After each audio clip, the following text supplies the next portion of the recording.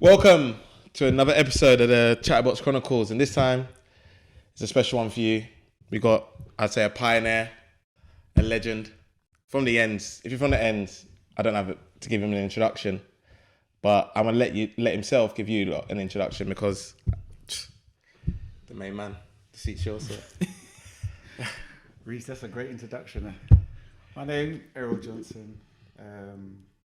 Scattered from numerous London clubs and spent almost 30 years of my life working with children in the Borough of Lewisham. So yeah, that's how I got to know these two young men here by working in football. I say that's a bit of an understatement what he's giving himself. Definitely, most definitely. Errol, the players you see in South London that have come from South London, they put TV shows on it, as you saw. I think, was it Rio Ferdinand did a show? Yeah. On South London. South of the River. South of the River. All these players, I can guarantee you, have worked with Errol at some form, some stage. There was a big one, Marcus Sablia. He was doing one, wasn't he? He was part of the show. Yeah, one show. Yeah, he worked with. But Errol had probably the biggest, I'd say, football influence in South London with Mad About Football, where he used to run and players on players have come through, and Errol scouted players that you watch on TV today. Errol's worked with very closely. Mm-hmm. But what we want to find out today is basically Errol's story, where Errol is now, what he's doing now, and just learn about his influence and why he did what he did and why he's probably changed so many lives, young lives in South London. So Errol, what we want to know is where did it all begin and how did it start? It all began with my sister, My sister said I was good at working with children. She thought I was good with children, so she just gave me a card and I had to go and see a woman called Lynn May, and I started my first job at Tide Mill School in Deptford. And they had a football team. And that football team, I helped run it. And they got to the final of a competition and lost. And I remember that's where I kind of got the bug. Because when I was younger, one of my best friends was at Arsenal. I went there with him. Wasn't really into football, but I could play. I was good. Mm-hmm. But I understood the game, the mechanics, movement, and I could tell who was a good player and who wasn't a bad player. Mm-hmm. I didn't know that later on that will come into what I do right now. And so I went to Tide Mill, worked there, done well there, and then I started to work in an adventure playgrounds for Lewisham. And that's when Mad About came about, when I came to the Dumps Adventure Playground in Catford, Bellingham. And I had a group of kids that were actually super talented. Yeah. And I decided to make let me get to the chase. There was the war between Lewisham and Southwark and Lambeth and all that, and we decided to put on a football match and bring the two boroughs together. And that's when Mad About started. It started then, and then with that age group was like Corey, Bodan. Yeah, that was that age group. And I took them around the country. Went to Bolton, played the district and county side up in Bolton. Beat one of them 4-0, one of them 6-0. Went and played Chelsea. The Chelsea scouts scouted some of the best players, and then they made them into a team. We played them. We beat them as well. Mm-hmm. So then I didn't really know what was going on outside of Mad About, but from talking to your peers, they were telling me that everybody wanted to play for Mad About and so forth. And I remember one of our most famous games, we played QPR, and Raheem Sterling was on the bench. I'll never forget it. Mm-hmm. And I knew about Raheem from when he was under 14, and we were winning. We were beating QPR, a showcase team that never trains, just turns up and plays, unheard of. We're beating them. And all I said to them, if Raheem comes on the game, he's alright. And we were winning 10 minutes to go, and they put him on, and within 10 minutes we lost it. So that was it. But I think where you came into it, and I think Jacob came to that, was the World Cup competition. Yeah. Do you remember? Oh, yeah. We took over 60 boys, two coaches over to there was 1,000 players there in West London, and we won every age group. That was mental. It was absolutely amazing. Regan. That was one of the best days of my life. Yeah, Joe, Casey, I remember. Yeah. So obviously you got legacy on your jumper, and obviously Mad About's left a mad legacy, because funny enough, you're talking about Bodan. I was with Bodan the other week. I did a shoot with Nike, and Bodan, obviously, he's part of the choreography team and stuff. But Mad About wasn't just football, because it led other boys into other pathways, and like it made the boys meet people that made them go into other careers. Because now, like, we were literally having this conversation. It was me, Bodan, Lex, Mensa, all of us. We was all talking, and we were saying basically how what you created basically gave pathways to all of them, and how they've done it. Because now Mensa is obviously with the kids, Lex is doing like the gym and stuff. Like he's big in the gym, but like the legacy of Mad About will probably live on forever. Because I remember, was it just for South London, or how did you accept boys coming from everywhere? Because like you said, everyone wanted to be a part of Mad About. From everywhere. It was for kids from everywhere. It was whether you could get there when we hardly trained. Or when we had the matches. And if you could get there and you were good enough, you'd play. And my thing was just about exposing young talent to the football clubs. And we're talking about 15 years ago. So we're talking about 15, 16 years ago. I think what happened was, I like to mentor, I like to talk to young people, I like to help young people, I like to put myself in a position where I could be of service. My mum said the greatest thing that you could be is be of service. So for me, it was just putting myself in a position where I could help people. And even up to this day, that's what I like doing. With all the things that happen around me within football and the other stuff that we get up to, it's still that thing of being of service, of being in a position where you can help someone. Because everyone's got a dream, and if you can help facilitate that dream, and that person then reaches the heights and where they're supposed to be, then and you was part of that process, then you sit back and you say, well, I can remember when we did this and that with that young man. I remember watching. You used to come and play a couple of games for Mad About. Playing and watch you play, and I was saying that he's the best goalkeeper in Europe. Look at 2 great feet, could play on pitch. But just the mentoring, just the talking, and what I've learned as an adult growing up is that you learn from children. Children are your greatest teachers. If you really sit and listen, they will teach you things about yourself that you didn't know. And so I thank all the children that came through Mad About, because they taught me to be the person that I am now. And they made me a better person, through the experiences of what they went through, and I had to go through it with them. It made me a better person. So it wasn't just a one-way street. It's a relationship, and life is a relationship. So, I value the relationships I had with all the young people that I'm mad about. And when I see where they are now, I'm astounded. But I remember them. I asked them the question. Most of you are really successful in what you're doing. How did this all happen? And they just said, well, we used to come and sit and talk to you. And I was like, what?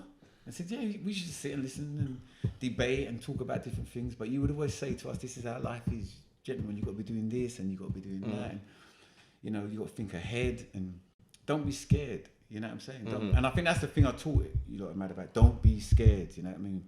You can be wherever you want to be. You were born to be great. Don't ever forget that. You were born to be great. Don't let the system or anything else get in the way of your greatness. Don't forget that. And failure will only overtake you if your desire to succeed isn't strong enough. That's it. Words, bars. It's what it is. I mean, me sitting here now in front with you two, I'm proud like I'm a dad. You know what I mean? I'm humbled. Like when you called me, I was like, really? Like, okay. Because we obviously especially young youth South London, we've grown up now, like you said, 15 plus years ago, like you've been doing this a lot. But I wanted to ask you, obviously your passion is the children, and wanting to change the area. That's what I felt you did. Like a lot of kids, growing up in that area, especially when we were younger, it was easy to sway left.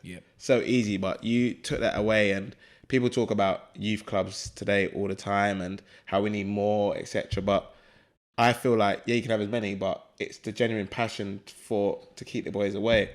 So did you have any other ulterior motives why you did that? Or was that just through the pureness of yourself, like wanting to help the young children because you know how easy it is to sway? Because I guess when you were growing up, it could have happened to you. Do you know what I mean? Like for you to go the other direction.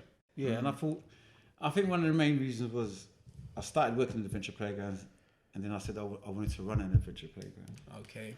And I think when I started to be able to run an adventure playground, to be the manager of an adventure playground, I was able to put the things into the playground that the young people wanted and needed. So they would come. And in the coming, everyone started to get to know one another. We did not only football, we did dance. We had a dance group there as well.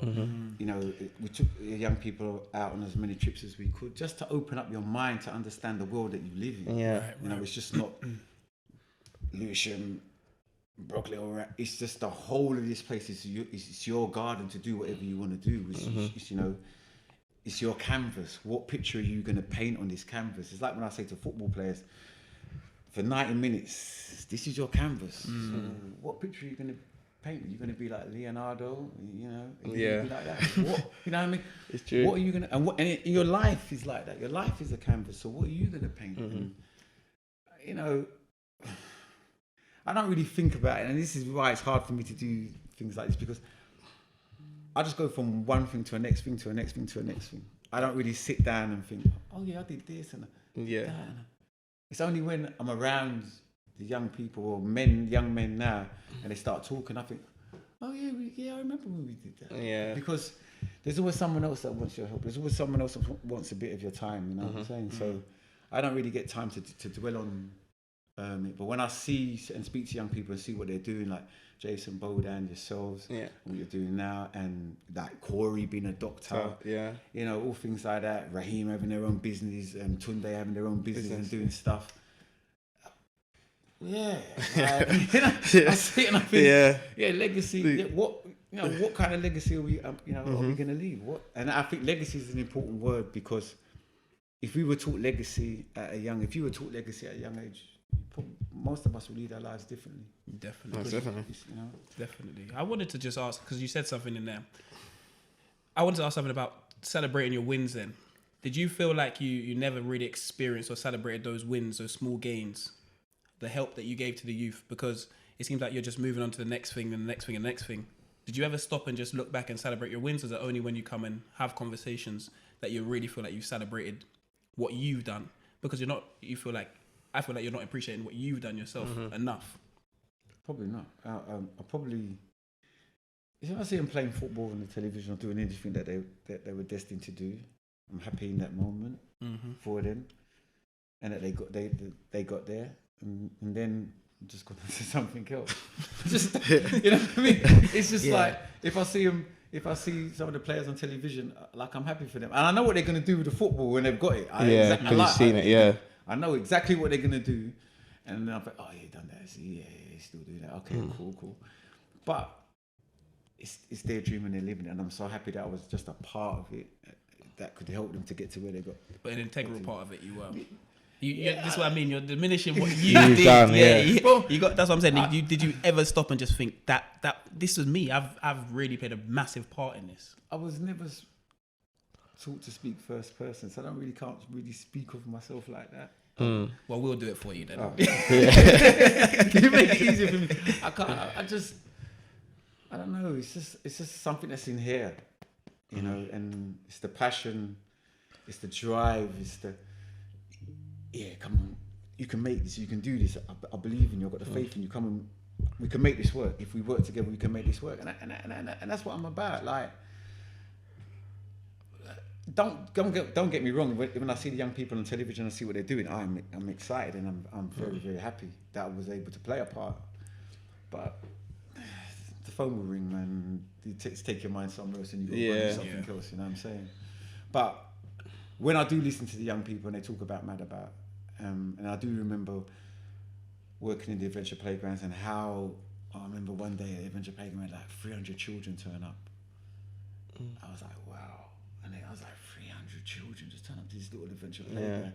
And they was playing tables. And no arguing, no fighting, no wars, because one was from a different borough or this. Everybody was getting on. And I think that's what gave me the greatest joy, seeing young people enjoying themselves and doing the things that they want to do. Yeah. You know? Obviously, Mad About, probably the greatest thing ever, and it was free, like, to the kids. Yeah, I paid. You know what I mean? Like, the money, like, we know, like, literally, that's what I mean. So it's free, and you easily could have taken, you could have charged bonkers for that. Yeah. Do you know what I mean? Like, if you saw, obviously we were there, but just for the viewers, if you like understood what we got, like, when they talk about this trip to West London, there was 60 kids, 2 coaches, probably no funding, I guess, for the trip.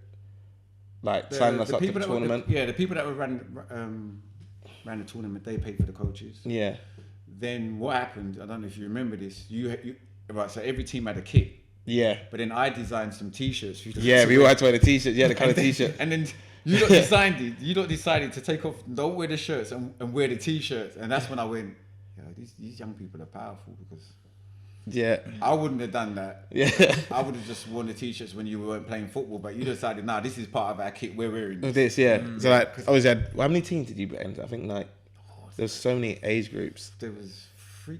Because even me and Regan played. Regan won one age group. Yeah, you won the other age group. Yeah, there's another age group. in There's between. 3. I think there's 3 different age groups. Yeah. We won all 3 age groups, and I think there was 6 teams. Yeah. And I told the organisers before the thing that we're going to win, and they said, "No, you ain't." I said, "Yeah, we win every age group." Yeah. No, you ain't. I said, "All right, watch when we turn up." And then we won it. Yeah, They took me and went, literally. How did you know? I said, "This kid come around. I know." Yeah. That's what I mean. Like, money today is a huge thing, but it seems like, you have the kind of mindset that you always earn the money back, but it's more of experience for you. Is that what it is for you? Do you know what I mean? Yeah, I didn't earn any money back. Yeah. I spent more money on Mad About Football than I spent on anything in my entire life.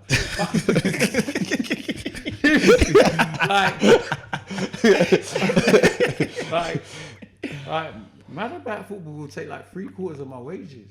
Seriously. That's crazy. After I paid like the mortgage and stuff like that, Yeah. Mad About Football took the rest. But I might be wrong in like how people think nowadays, but I just had to think like, I can't make money off of children, and Yeah. you know what I mean, expect children to be paying for stuff. I hear it. And I remember, when we took the kids to Bolton and took them to all these other different places, and they're staying in posh hotels, and I remember a parent come up to me and said, "Listen, we've watched you take our child all around London and all around England, and right, anything that happens now, we want to pay for it. We will help you, because like we can't believe what you're doing." But it was just, I live life in moments, you know what I mean? Yeah. So it was just a moment of just being in that moment with young people and wanting them to succeed. I wanted them to succeed so much, probably more than some of the people that were playing, some of the kids that were playing. Yeah. I just wanted them to get the scholarship, get through, make it, be on television. And I always remember saying to the young people, I don't want nothing. The only thing I want is for you just to give me a ticket to a game so I can watch it. I don't, like, if you really do get big and you decide to come around and get some kit, I'll take the kit for the young people. But really, I just need a ticket to a free game. I don't like paying to watch football, man. Just sort me out. Typical South London, man. Just sort of man. You know what I'm saying? So That's what I mean. I'll be real. If I did what you did, I'd be vexed, because I can imagine like some of them. Obviously, we know some have gone to heights that you can't imagine, but I'm sure not a lot. Some of them probably forgot about what you did for them, and do you take that offensively, or do you can't expect everyone to be that type of way? I don't take it offensive. Me personally, I can't lie, I'll be vexed. But we know you. Yeah. like everybody's different. So everyone's different. So with me, it was just a case of just be of service. So the creator put me in a place where I can serve. So how can I not be happy? Like if I can keep serving until the day I die, I'll just keep serving and helping people. But you get over that. They got their own lives to lead. Of course, And they've grown. They were teenagers then. Now they're big men. So they, family. Family.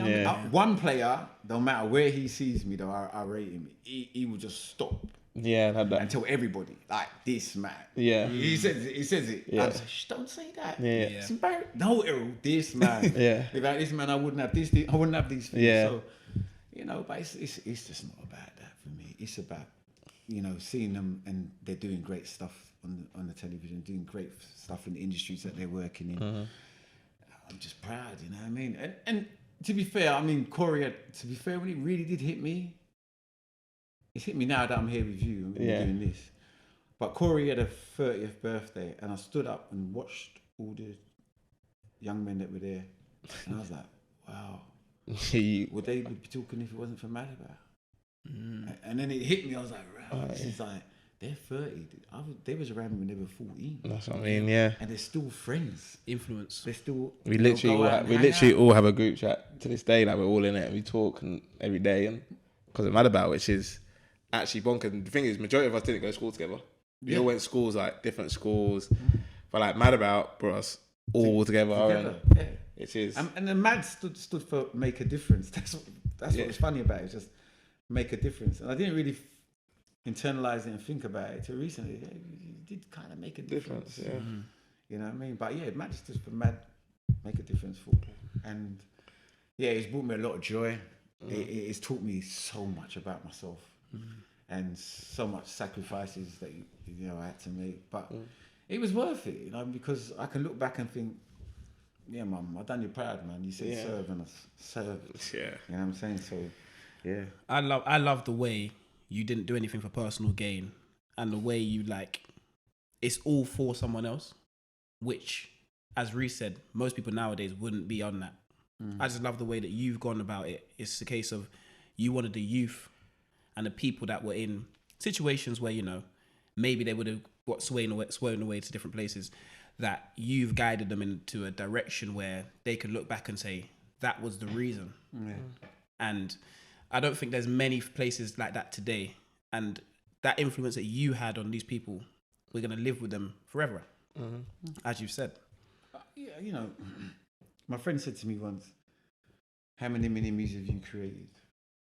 I was like, whoa, that's deep. But then when I look at Mad About, I mean, you've got quite a lot. I've done quite well. I superseded what you said. But if then you as men now, you have that ethos and you carry on, then that legacy will live on.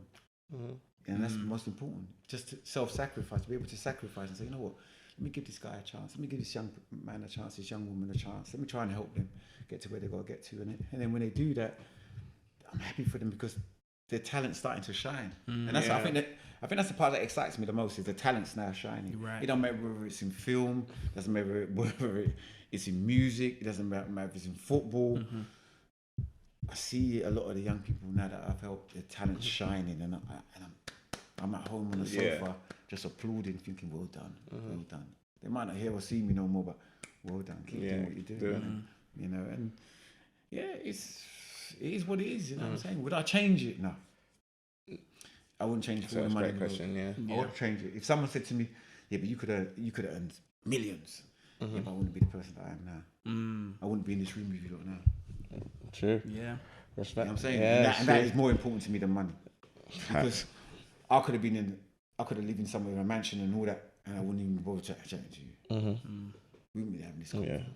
You say, Uncle Errol, you wouldn't even probably know where I live. Yeah, call your phone. Yeah. So, sometimes you just gotta, you know, be that person that maybe people can pick up the phone and talk to and say, well, can you help me? You try and help them. That's it. So obviously now you transition, Mad About's not around anymore. We're gonna have a conversation at the end so I can bring it back and earn some money off it. But now you're the problem with the day. So obviously you're into scouting now. You always scouted, but you're into scouting now, probably, you know, scouting for clubs and stuff. How have you found that transition from going with that to now that side of the game where it's just strictly scouting for other clubs? Yeah, it's good. It's still the same. You still get the same buzz. You still, when you see a talent, you want to push it. It's different because when you're scouting talent for football, you're not in control. You're in control when you scouted the kid and now you've wrote the report and sent it into the club, but then the club's in control. And sometimes they don't bring the player in a trial. Of course, you're going to get upset because, you know, you spent time writing a report and you feel it's good enough. But that's the highs and lows of football. So, you know, that's sometimes gets hard to get used to because when you see the talent and then it goes somewhere and then you see the talent on television. Why didn't we take that young man?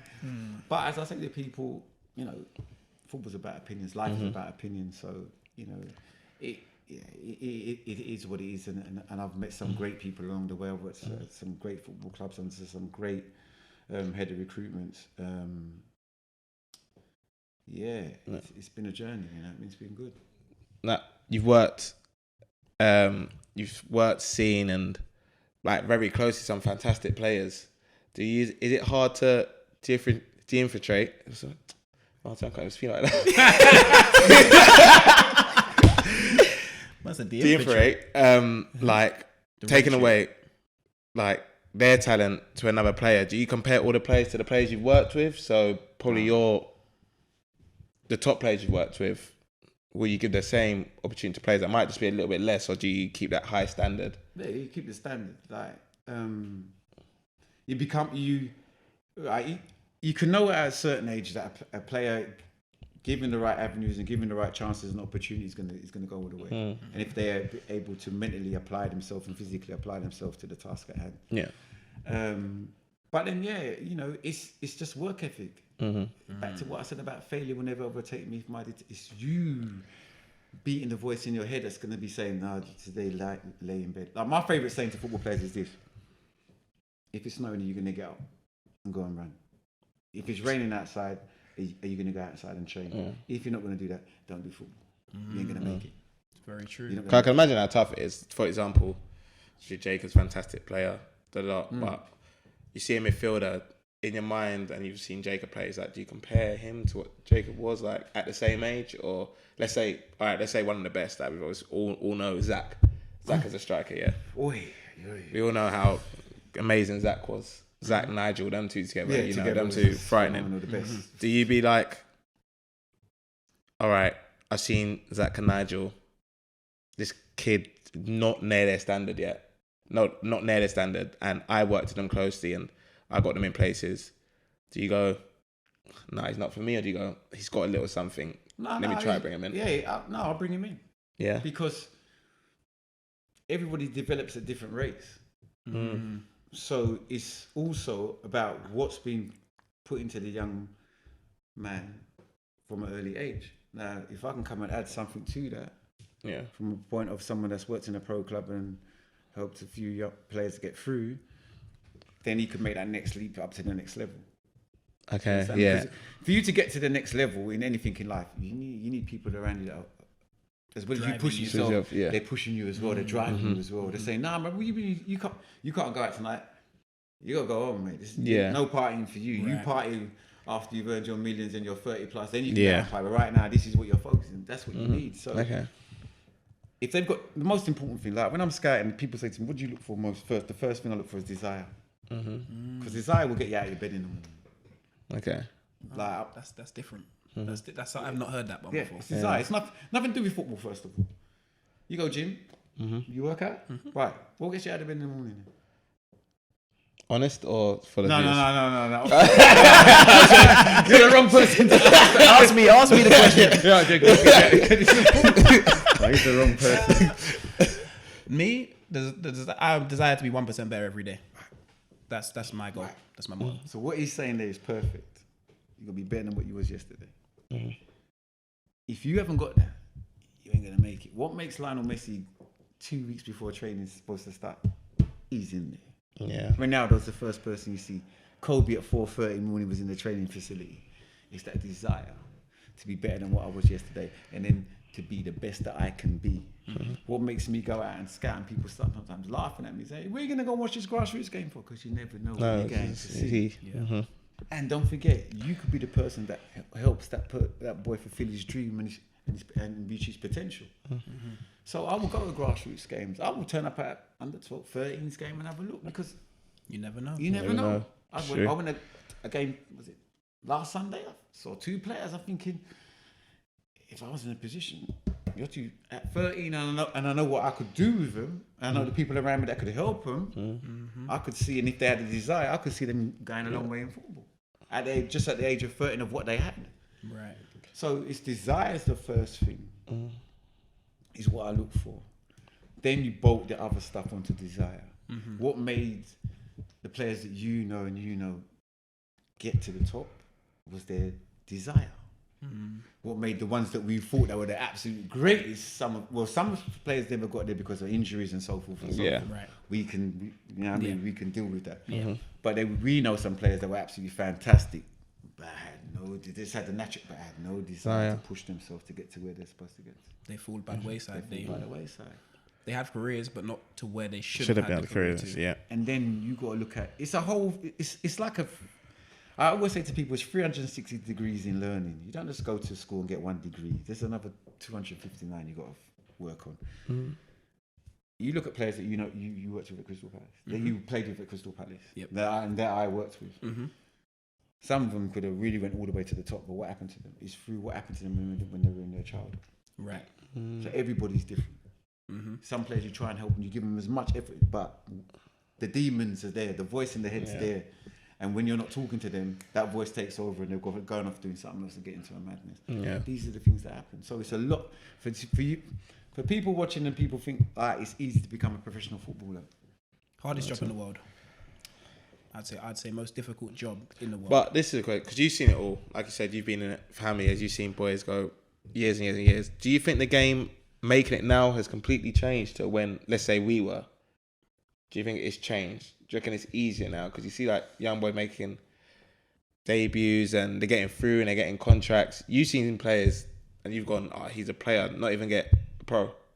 I think you got more opportunities now.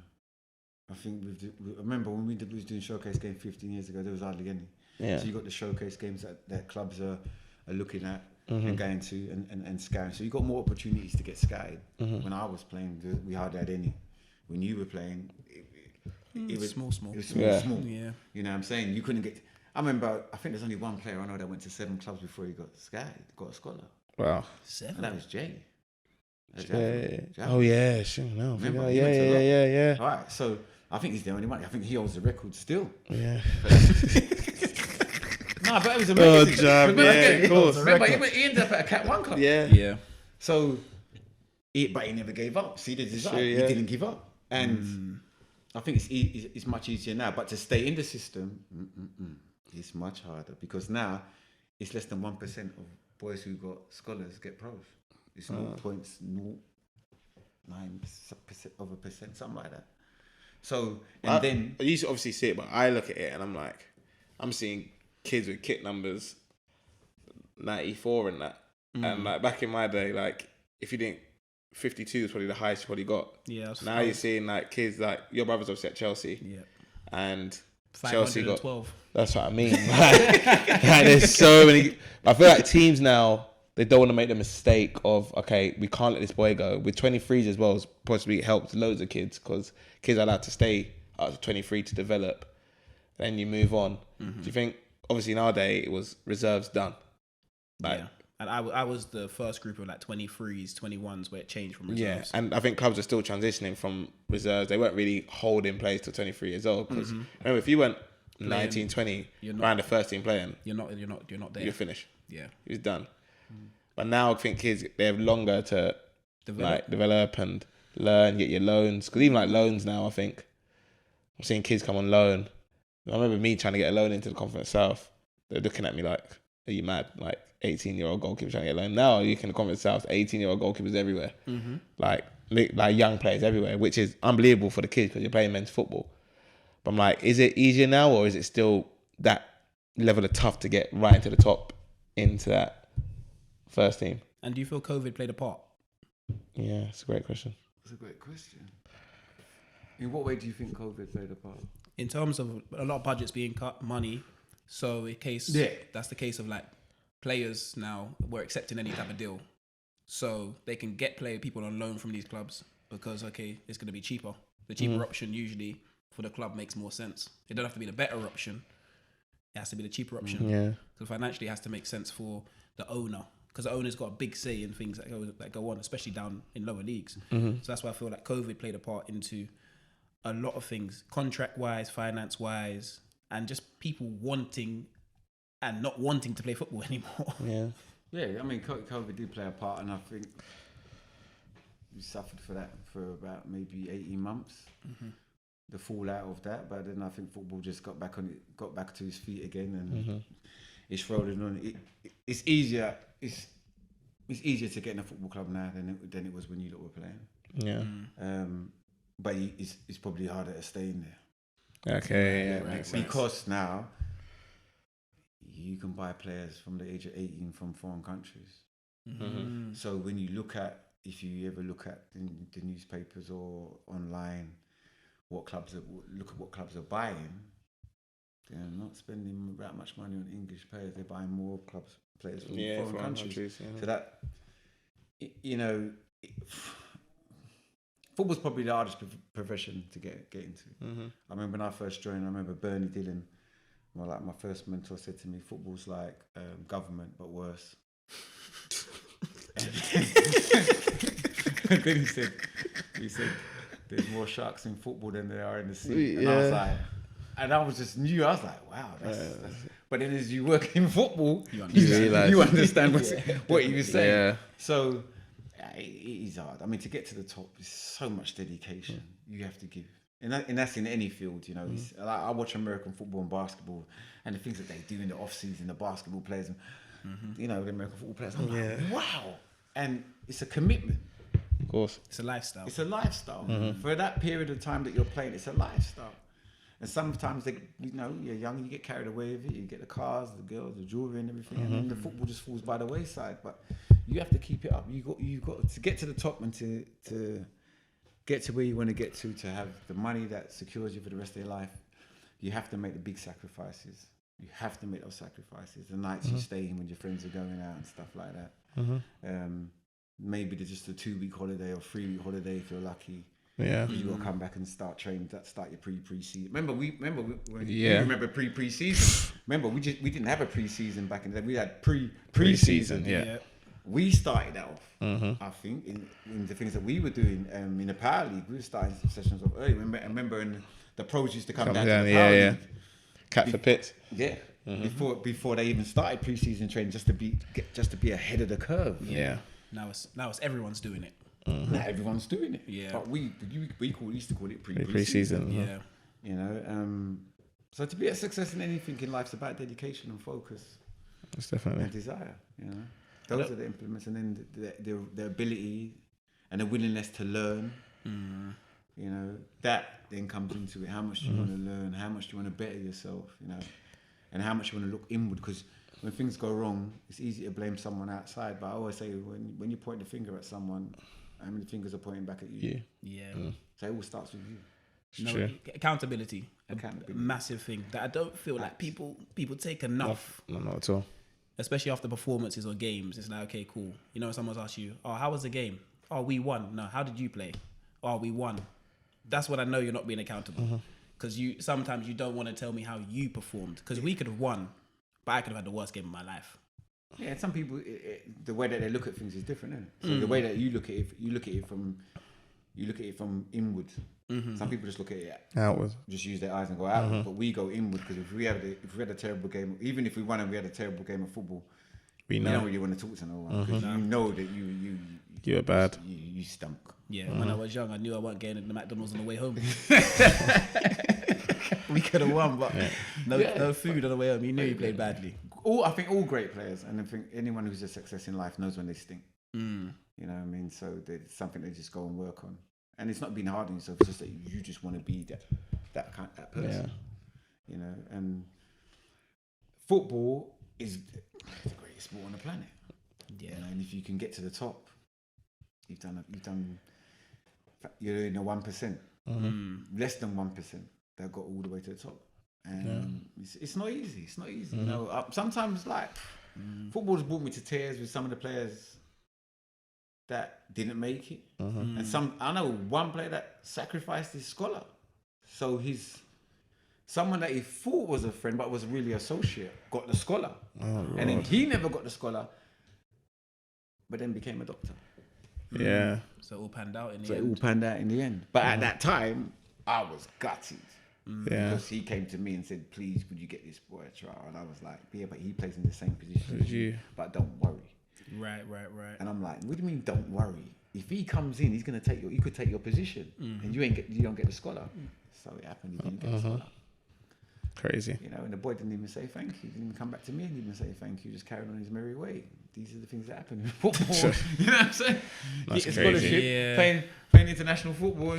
You're not even thanks, Errol. Yeah. Or thanks, mate, for sacrificing your scholarship space. But these things happen, and that's how you learn. It's a nasty game, and at the same time, it's a beautiful game, isn't it? Yeah, And that's life. Life's got its ups and downs. Yeah. Do you know what? I love the way you talk about life, you know.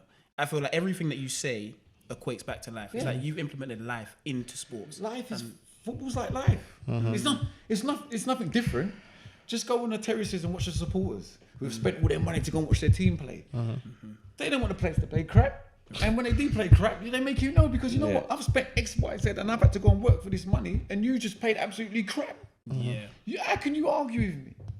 So football is exactly like life. It's no different. The ups and downs. You've got to go out and work and earn money and then support your team and pray that your team wins. And, and some days you have bad days. I mean, I was at Wembley the other day, and Man City in the first half there was a bad day. Bad half. Yeah. You know what I mean? I couldn't believe it. I was like, this is not good. But it happens, and don't ever separate the two, because this is all life. No matter if you've got a job being a paint and decorator, it's all in your life. You don't separate it. Let's finish up. You talk about football and life being obviously conjoined. It's all one life, whatever. But what advice would you give, not just young people, but people in general, when it comes to life that could help them? Because you send me quotes all the time, and them quotes in the morning, I read them and they're like, all right, cool, that makes you want to get up, go about my day. But if you had one, not even a quote, just something you could be like, that can make them go, you know what, I want to go out there and do this. Because a lot of people, they struggle with mental health today. A lot of people, they struggle to get out of their bed. End of story. So you can have one thing that can help a person, because they could be just be watching or come across the video and just help them. Just one little quote saying one little thing they could live by to help them. The one that comes to mind, there's two quotes that I use. One, you're born to be great. You always remember that. You always work on that. You're not gonna fall short of being great. The other is, failure will never overtake me if my determination to succeed is strong enough. Failure will never overtake you if your determination to succeed is strong enough. Because the universe is your friend. I mean, I can go deeper into this thing, but you're part of the universe. So whatever you want to attract, you can draw it to you. It's just by how you think and how you work. You can draw it to you. So if you want to be great, you can be. Why do you think Messi and William are great? They're just tapped into the source. You know what I mean? Why you was a great goalkeeper? He's just disobedient at times.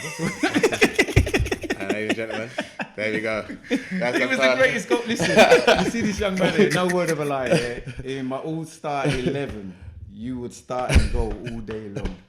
One of the most impressive goalkeeping performances I've ever seen is from you. We tell them that all the time. And I remember someone saying to me, buy the broadsheet paper, Reese is in it. And I was like, what? I can't remember what the broadsheet paper, I don't know if it was the Times or something. Reese Cook, best goalkeeper in Europe. I said, look. You don't tell people that story, do you? Nah. Yeah, nah, there you go. Voted on as a youth team player, I'm going to say it. The best goalkeeper in Europe. He was in the starting 11 of the best young players in Europe as a youth team player. And then we found the champagne. Ladies and gentlemen. And you ain't let it go since. That's for the next episode, okay? Ladies and gentlemen, it's probably the best episode we had so far. The thing is, I would love to ask you more questions, but it's just... You can roll it out, brother. Yeah. We are definitely going to do a part 2, but we're going to do it this time with a drink, because... but yeah, we're going to do it at your dad's restaurant. We're going to do it at Christopher's. Yeah. We do it at Christopher's. Ladies and gentlemen, I just cannot thank my guest enough for the show. Everyone, man, thank you so much. Honestly, thank you. They don't know we've been trying to do this for a month, but everyone is constantly busy. Like, when I say busy, this man is constantly busy. Thank the Lord he rolled his ankle yesterday. That's how we got him here. Oh, thank you. But this has been the Chatterbox Chronicles. I've been Reese. I've been Jacob. And our special guest, Errol. Thank you, tune in, and God bless, as we say always. Peace. Thank you. Peace. Peace. Thank you very much. No, that was appreciate a safe step.